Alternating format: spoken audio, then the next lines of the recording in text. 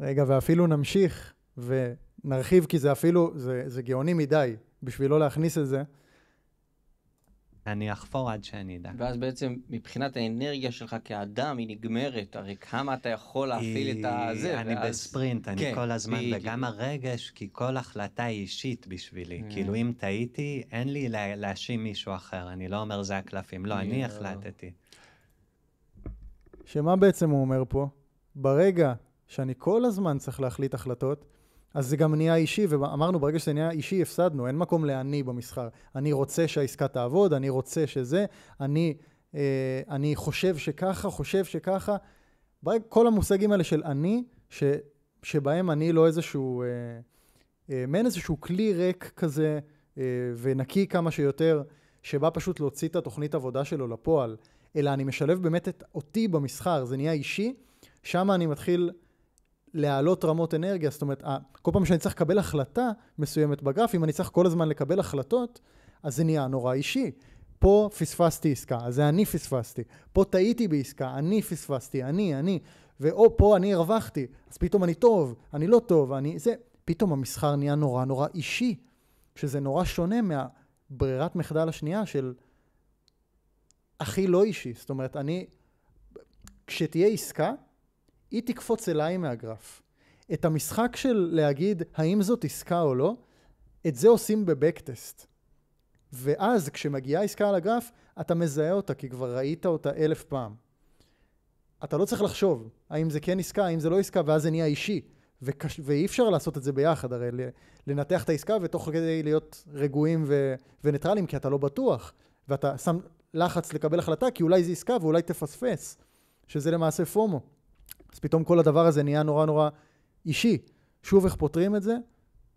ברגע שאתה יודע בדיוק את הפרמטרים שלך, אז כאילו העסקה קופצת אליך מהגרף. לא אתה בא ומחפש אותה, אתה יכול להיות ניטרלי, אתה יכול להיות בכלל לא, אתה והגרף לא בשום מערכת יחסים, אתה עושה את המינימום הנדרש של לראות את השוק, לראות שעדיין לא הגענו לאזור, אם זה בפתיחה מן הסתם ואתה אוהב עסקאות בפתיחה, סבבה, אז אפשר רגע קצת יותר, כי הדברים שם קורים אולי טיפה יותר מהר, אבל גם ממש בזהירות, כי כשתהיה עסקה, היא תקפוץ אליך, ואם אגב מישהו שומע את זה, ואף עסקה לא קופצת אליך, מעולה, זה לא עשית מספיק בקטסט, אין לך פרמטרים, אתה לא יודע איך עסקה טובה נראית, שזה אחלה, זה מעולה, זה שלב טוב להיות בו, הולכים ולומדים, זה לא השלב לסחור בכלל, זה השלב ללכת וללמוד, ואני רגע רוצה להמשיך עם עוד איזה משהו, כי הם פשוט, כל דבר פה באמת יותר גאוני מהשני.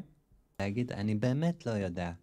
נזרוק קובייה ואני לא שם את זה עליי. אני לא אחר כך, פאק, למה שילמתי? לא, כאילו משחרר, ויש החלטות שהן על הרבה כסף, אבל הן לא, אתה לא יודע איך להחליט אותה. הרבה פעמים אנשים בסוף סשן, אם הם הרוויחו, הפסידו לפי זה הצבע של כל היום, וזה לא נכון שיהיה ככה. הרבה פעמים ההחלטה הגדולה שעשתה את הסשן. שותף שלי באייגן, בעבודה שלנו עם מתאמנים, שהוא בא ואומר, אם חשבת על ספוט והגעת למסקנה שהוא קרוב, אחרי ששברת עליו את הראש, כנראה שזה לא מאוד משנה מה שאמר לבן שלי, בן השמונה כל הזמן. לפה, לשם, ושהדבר המרכזי הוא שפשוט תוריד מזה את הדרמה. נכון. שהדבר הכי גרוע שיכול לקרות זה שתחליט באחת משתי הדרכים, ואז תישאב האנרגיה כשתבין שזאת הייתה החלטה לא נכונה. או שתעלה האנרגיה, זה גם כן, טוב. וזה מלכתחילה לא כזה טוב, זה מחזיר אותי לפה. שמה בעצם אומרים, מצטער שחתכתי ככה, ניסיתי להגיע לקטעים החשובים, מה בעצם הם אומרים? בואו נבין שהדבר שאנחנו בכלל לא חושבים עליו, שאנחנו כל כך בתוך הגרף מעורבים רגשית, זה עסקה פה, זה לא עסקה, אני צריך להיכנס, אני לא צריך להיכנס, רגע יכול להיות שאני אפספס, אבל השוק כבר ברח, אבל הפה, אבל השם. יש עוד אופציה, והיא תמיד חייבת להיות ברירת המחדל, ואנחנו תמיד חייבים לזכור אותה, והאופציה היא לא לעשות כלום. כנראה שאם אתה יושב וחושב, אם אנחנו יושבים וחושבים, האם זאת עסקה, האם זאת לא עסקה, האם זאת עסקה, האם זאת לא עסקה, אז זה לא. זה לא. צריך פשוט לחזור אחורה, להוריד את כל הדרמה, ולזכור שהברירת מחדל היא לא לעשות כלום, כי אם זאת הייתה עסקה שאתה מכיר מהבקטסט, ואתה יודע שזאת עסקה טובה, אז היית יודע שזאת עסקה טובה. הברירת מחדל, צריך להוריד מזה את הדרמה, הברירת מחדל הנכונה היא לא לעשות כלום. כל פעם שיש איזה מצב של כאילו, אני צריך להחליט לפה או לשם או לפה או לשם, אני לא בטוח אם זה להיכנס, לא להיכנס, להיכנס, לא להיכנס, לקחת רווח, לא לקחת רווח. פשוט הברירת מחדל הפסיבית. כי כנראה שאם אתה חושב על זה יותר מדי, כנראה שאין מסקנה ברורה. ואז או שזה כאילו עשית מספיק בקטסט וזה אחלה, או שפשוט באמת אין מסקנה ברורה, וכנראה זה איזשהו 50-50, וזו עסקה שהיא לפעמים תעבוד, לפעמים לא תעבוד, ואין לך בדיוק מספיק מהפרמטרים, ופשוט לשחרר את זה. פשוט לשחרר את זה. וגם אם היא עבדה, וגם אם היא לא עבדה, וגם אם זה היה נכון, לא היה נכון, זה בכלל לא משנה. הברירת מחדל הנכונה תהיה תמיד הברירת מחדל הפסיבית, כי כשיהיה משהו שהוא באמת באמת נכון, אז אנחנו נדע. אנחנו נדע את זה, ולכן גם השאלה, האם עסקה הייתה עסקה טובה ופספסתי אותה, ולהרגיש פספוס, או עסקה לא טובה, ולקחת, כל זה לא משנה. הדבר היחידי שמשנה זה באותו רגע.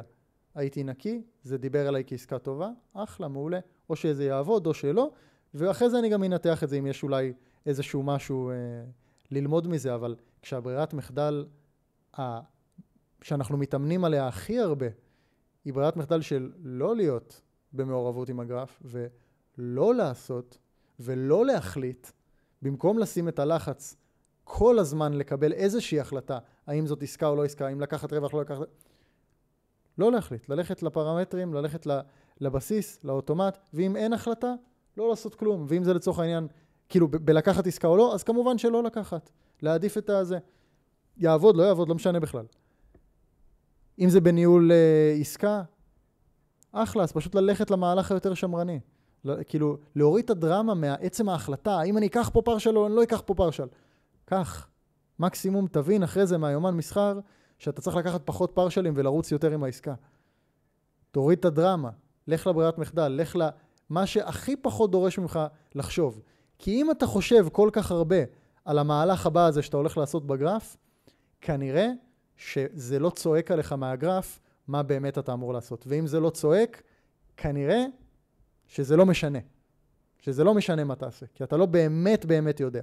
שוב, או לא ממספיק בקטסט, או שפשוט אין מספיק כאילו אינדיקציות כרגע בגרף, זאת אומרת זה לא משנה לכאן או לכאן, תיקח פרשל או לא, זה פשוט מאוד מאוד גבולי לכאן או לכאן, או תיכנס לעסקה או לא, אז תמיד ללכת למהלך הפסיבי, שהברירת מחדל שלנו תמיד תהיה לא להיות במעורבות, לא להחליט, הפסיביות, כמובן לא פסיביות יתר ברמה של, אוקיי, אז אני לא אחליט כלום אף פעם, אבל בוא נגיד זה לא נראה לי הבעיה של רובנו.